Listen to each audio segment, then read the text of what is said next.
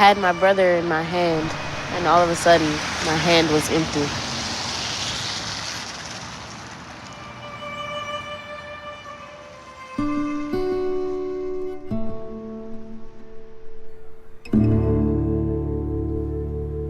Xavier is now 8. We call him X. He is to us the mighty X-Man, yes. X, as a little person, from the time that he hit the floor in the morning until you had to forcefully to almost tie him down at night, he was running back and forth, extremely energetic. He could call football plays. He loved the Green Bay Packers. I could turn the game on and sit him in front of it and do house chores. You know, most people sit their babies in front of Sesame Street. I could sit X in front of a game. He would have been an excellent athlete.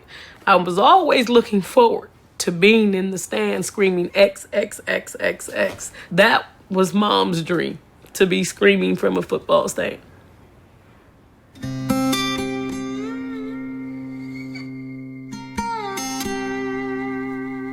He's just arriving from school now. I gotta have him back. I gotta know how school went. I gotta know today's Friday, so I need to know if he got 106 on his spelling test, which he almost always does. X is paralyzed from the diaphragm down. In the accident, part of his spinal cord was dissipated. His legs are gone. His chair are his legs now. The use of his right hand is partial. He woke up actually from the coma a lefty. He went in a righty. She missed his brainstem by that much. X is on life support. The ventilator has to breathe for my son.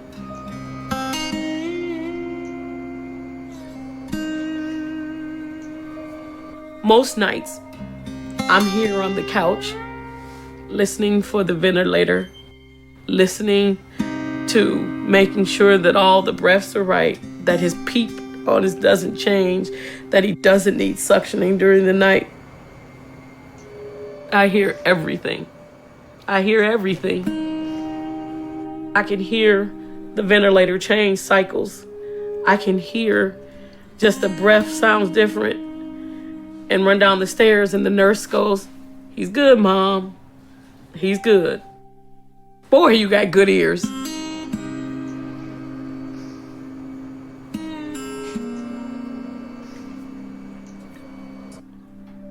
There are times when the pain is so bad, I can't breathe. I want to say the worst thing that I can't say to X, which I used to be able to say all the time, go in the yard and play. I can't say that anymore. Because if we go play, we need to take the suction machine. We need to transfer him over to the ventilator for his chair. Before we can do anything, we need to do that first. It's a production.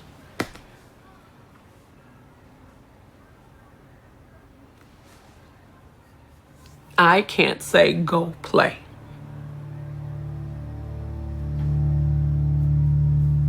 Any mother understands. I can't say go play.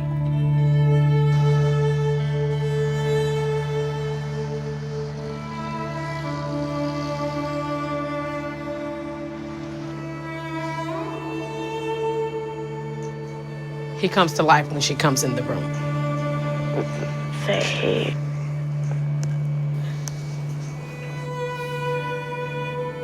X doesn't remember as well as both Ari and I do, but Ari was walking across the street with Xavier on that October day.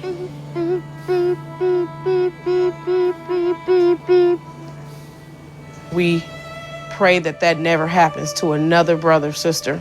We pray that another child doesn't get taken from a family member's hand. She came from this direction, and at first we didn't even see her. The cars on the other side of the stop sign, they stepped off the curb, coming across the street, and Ari said he was gone. She took him from Ari's hand.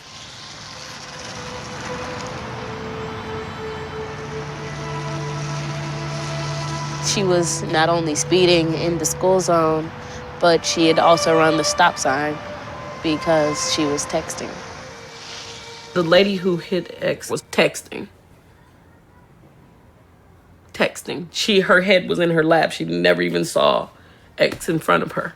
She actually came straight through the stop sign. There were no brake marks, no skid marks at all. She never stopped at a 4-way stop sign. She never stopped. You know, I'm told that the text was, "I'm on my way." Did she make it? Did she get to where she was going on time? That would be my question for her.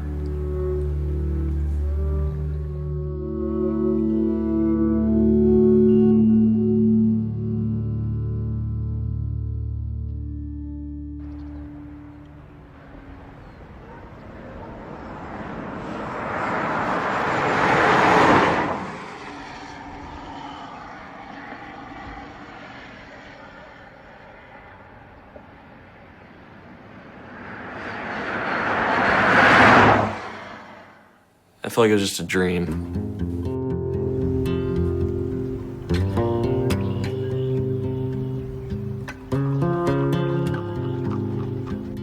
And for weeks it did. It felt like I'd wake up and I'd just think, did I dream that accident?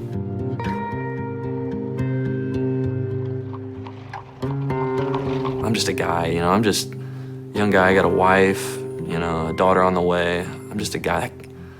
This couldn't happen to me. That can't be real. You know, I had to have just dreamed that.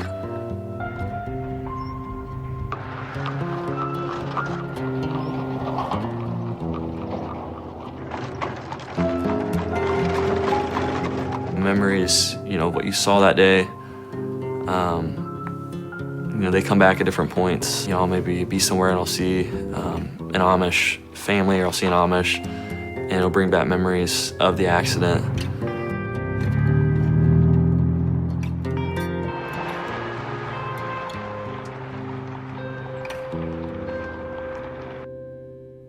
This was the last text message I sent before I caused an accident that killed 3 people.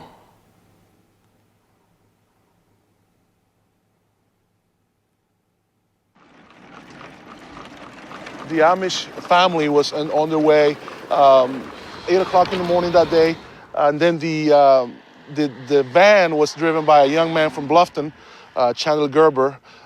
He was on the way to a job. He cleaned carpets at the time.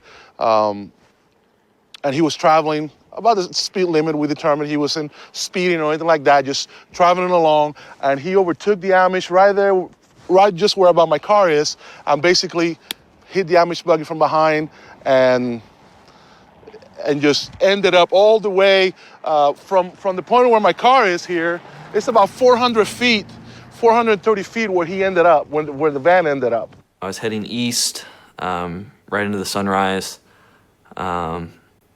Driving along. As I was driving, I was texting back and forth with my wife. I was texting, and I think I was reading a text back at the time of the accident, because I remember driving and like my head just snapped up when I saw, you know, the windshield just glass broke and screeching, and my head, you know, it happened in about a second. I mean, I had 1,000 thoughts going through my mind. As I started coming to a stop, I saw, you know, a body come down from off the top of the van.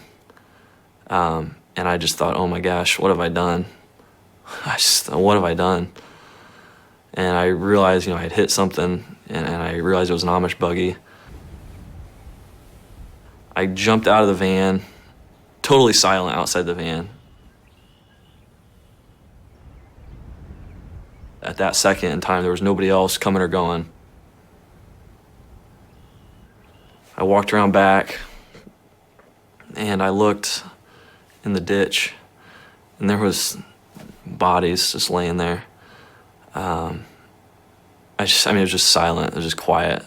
The only sound I heard, the only thing I saw moving was the horse.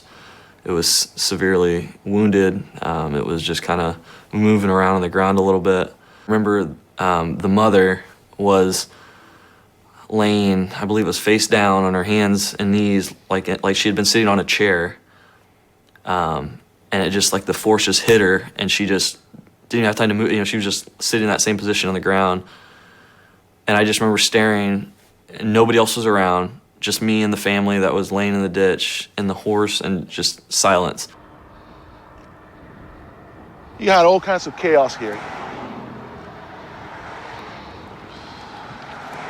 This is the van that was driven by Chandler Gerber. As you can see, the front of the vehicle is just totally smashed here. He was devastated. He was crying. He was just almost in a panic mode. I knew that I had been texting and driving. I knew that I had been around that time, you know, involved with reading my phone or texting or what have you. I was hysterical. I think I was probably in shock. I was sitting in a van in the passenger seat, taking in, as far as I could see straight ahead, just lights and sirens and people. And I saw a hearse drive by. And so right then, I just had this sinking feeling that there was at least one dead person. They took two young children. It was a 3-year-old and a 5-year-old. They took a 17-year-old son. I saw the youngest of the children, 3-year-old Enos.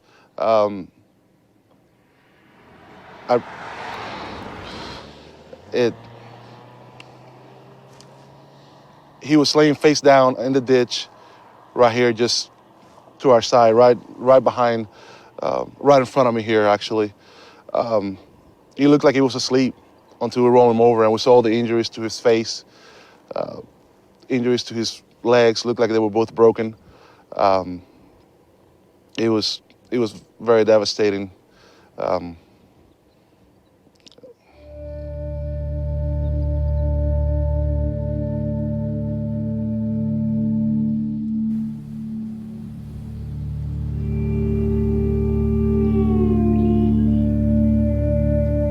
Shortly after the accident, it was pretty rough.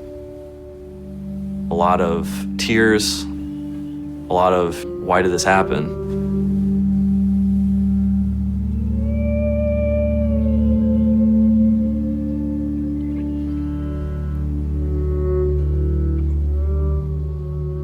This note was from Martin Schwartz, the father of the children that had passed away from my accident. It says, "Dear ones, trusting in God's ways, how does this find you? Hope all in good health and in good cheer. Around here, we're all on the go and try to make the best we can. I always wonder if we take enough time with our children. Wishing you the best with your little one in the unknown future. I think of you often. Keep looking up. God is always there. Sincerely, Martin and Mary Schwartz."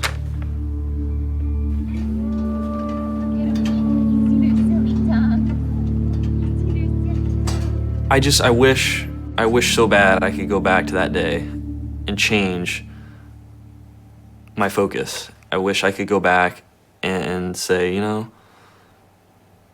I can do these texts when I get to my stop, you know, when I get there. I don't have to do this right now while I'm driving. You know, there's just nothing that important. But at that point, you know, it was just, you know, oh, I can text and drive. It's no big deal. And it is a big deal. Please don't do it. Please don't ever text and drive. It's life. You get one chance, and you live with the choices you make.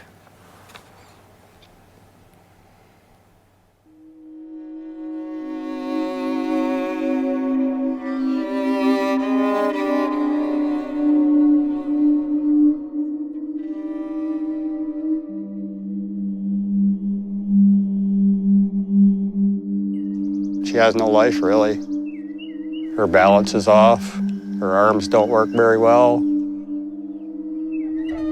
She likes to watch the boats going up and down the river, and She's got double vision. She can't see very well. It's very hard for her. She cannot leave this yard. We put up a fence in her backyard so she wouldn't roll down the bank into the river.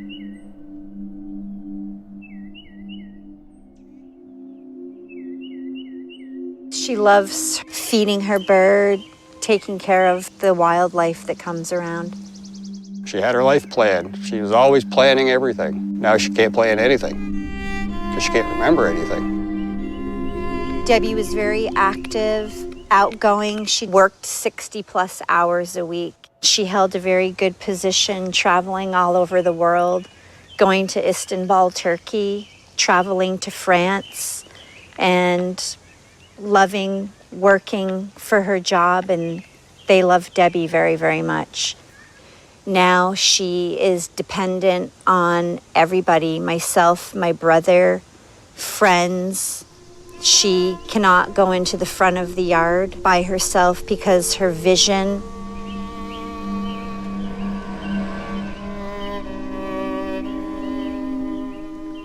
I don't remember anything about the accident.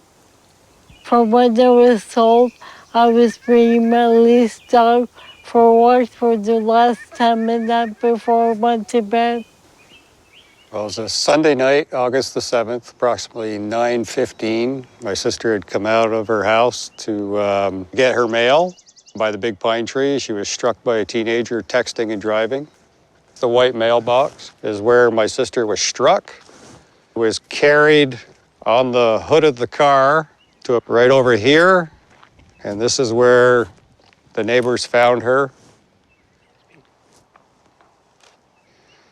When she was in the hospital, she was swollen from head to toe. She had a shunt sticking out of her head right here to relieve pressure in her brain because her brain was so swollen. Her eyes, her right eye was swollen shut. Her face was swollen.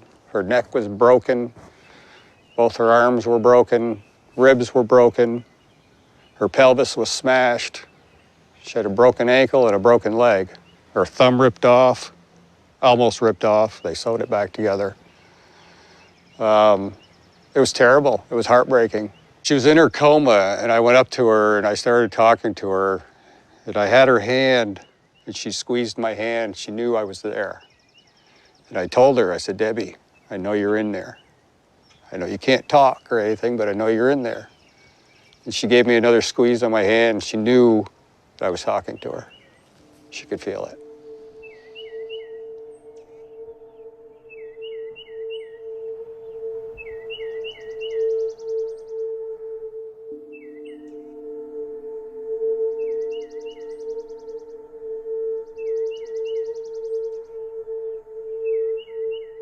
Her sentence was 30 days in jail. She's got 5 months of house arrest, 500 hours of community service, and that's about it. My sister doesn't want anything to do with her. She's too angry right now. And I don't think that anger is going to go away anytime soon. Charlie is the big chocolate lab right here. He was 11 years old when he was killed. Charlie was about 115 pounds. No, he was about 105. 105 pounds. Charlie was my best friend. He was so loving, so lovable. We're working on my sister, and somebody said, "Where's Debbie's dog?" And that's when the search went out, and they found him over here in the trees. The mailbox had been knocked, the blue mailbox had been knocked down. We think that he was thrown through the air and knocked that mailbox down. He took the full force of the car. He laid on the side of the road. The neighbors told us, wagging his tail, while Debbie was being loaded up in the ambulance.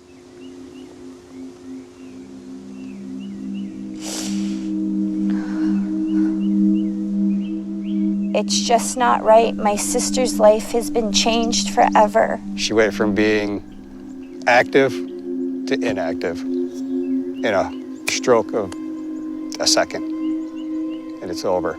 Her life as she knew it is over. She loved work. She helped me with my children. She was always there for me.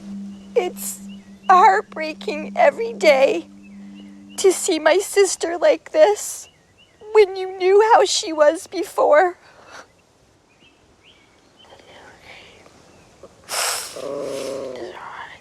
I know.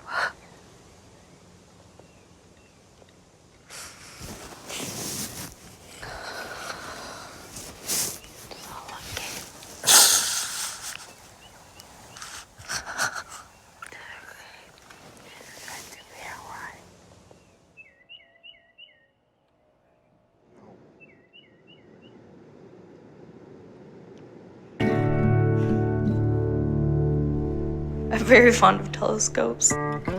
It's just a reminder of my father and the good times that we used to have. The telescope's just another way that I look at him being a scientist and the brilliant man he was.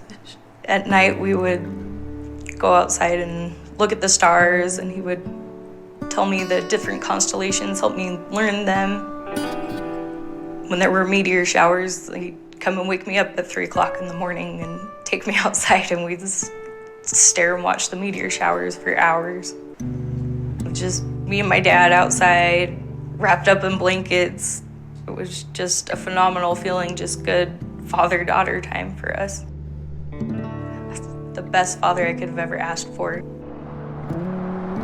Yeah, growing up, I was pretty typical. Played a lot of sports growing up, played basketball, played football, played baseball, ran track. I'm quiet on the phone, I'm awkward on the phone.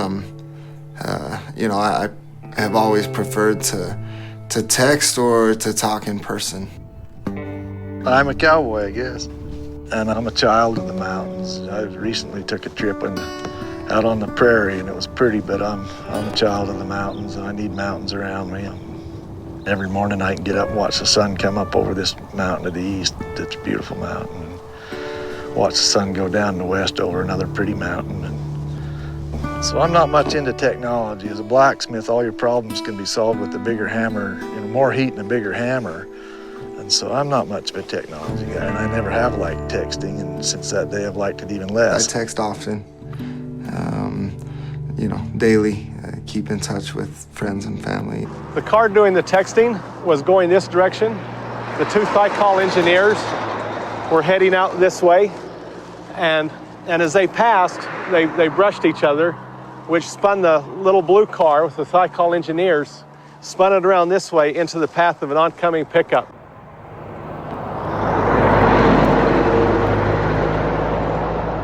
There's about a 15 or 16 mile stretch of Highway 30 going to Logan, and from the time we started on that stretch of road headed towards Logan, the driver ahead of me was distracted. I did notice that. He crossed over the center line multiple times. It was early in the morning.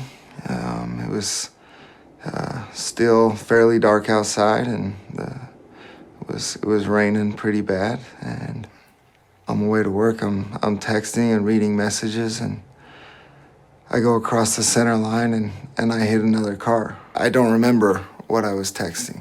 I don't remember what the message said. That's how important it was.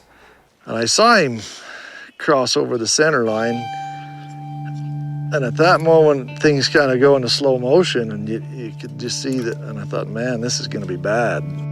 I remember the sound of the cars hitting, glass breaking, brakes and tires squealing. He just sideswiped it and sent it into a skid, and I had the definite recollection of thinking to myself that, I knew right then that I was going to collide with that car, and I just thought, oh, this is going to be bad. I knew right then and there, and the question in my mind was, how bad was it going to be? And my truck hit the passenger's side of the car and basically scooped the car up and carried it off into the ditch with us as I had braked and was trying to get stopped and avoid it, and obviously I couldn't. And my pickup went halfway through that car. I got out of my car, I ran back towards the accident, and there was a a man on the phone. I heard him say that there were two men in the car that weren't breathing. The two people that were killed were inside the blue car. This other one shows what the car looked like after the accident.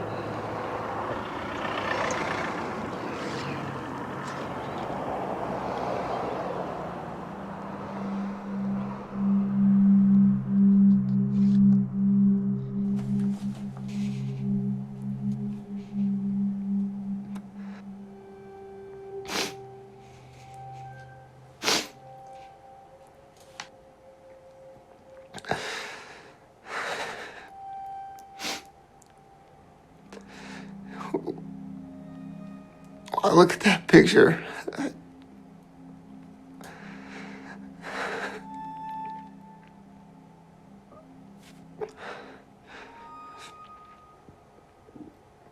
Is all I can think about is those families, those two men. And while I was driving, I decided that texting and driving was more important to me than those two men were to their families.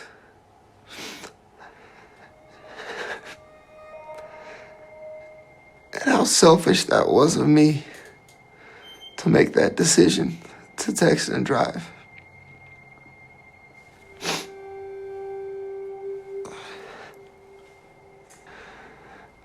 Knowing every day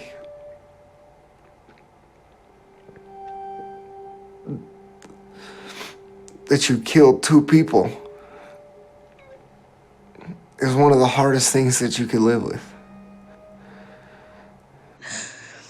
I have night terrors all the time about my dad's car accident that come in waves of, it can be just me standing on the side of the freeway where it happened, just watching the accident happen and not being able to move. I can't go try and stop the accident from happening. I can't go see if my father's okay. I can't save my father. I'm just standing on the side of the road. I can't do anything. Two, I've been Reggie, the one texting while driving that hits the car.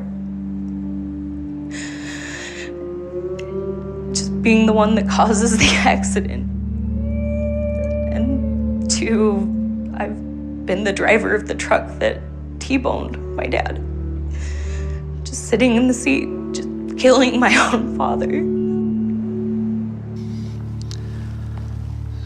Ended up with some herniated discs in my back, and my knees took a pretty big beating in the dash, and you know how much of the damage to them was from the accident, I don't know, but horseshoeing's a very physical occupation. It's hard on your back anyway, and to suddenly end up with some herniated discs, you know, your life as a horseshoer is over.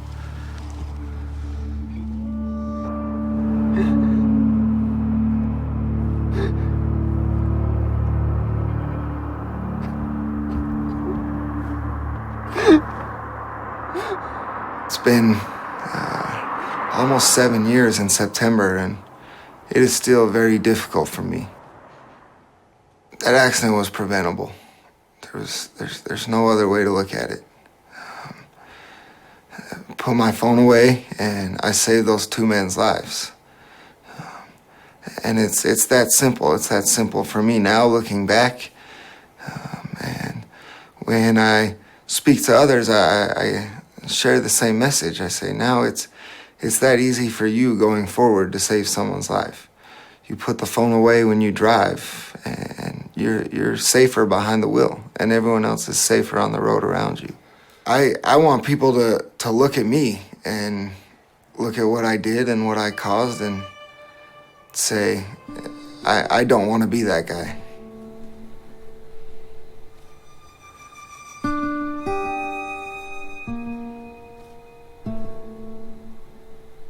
First time I saw Reggie in court, my feelings was just sheer hatred. I was appalled at the fact that this kid my age had killed my dad, taken him away from me. On my sentencing date, and the families had the chance to get up and address me and speak to me. And all I could do was just look at him and hate him and wish how much he would die, or that it was him that was dead instead of my dad. Megan got up and she talked about her wedding. And she had just gotten married, and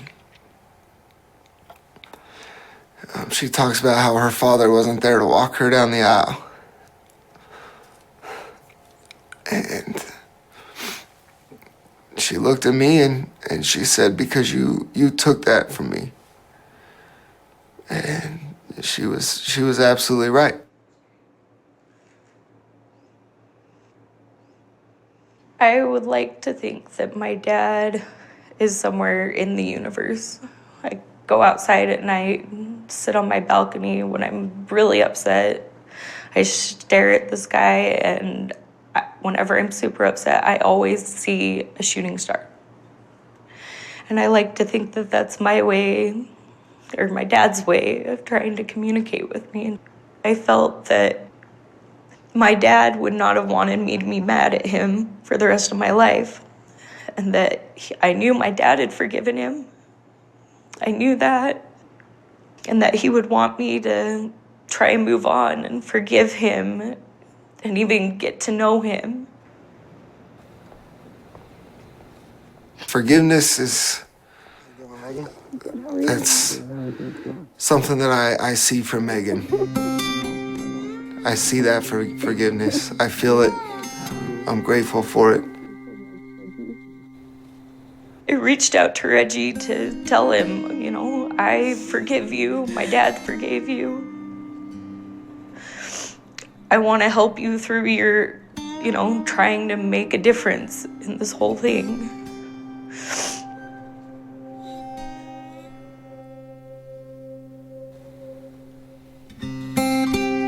I was once told that to be a good member of society, you have to give back more than you take. I can never give back those two men's lives, ever.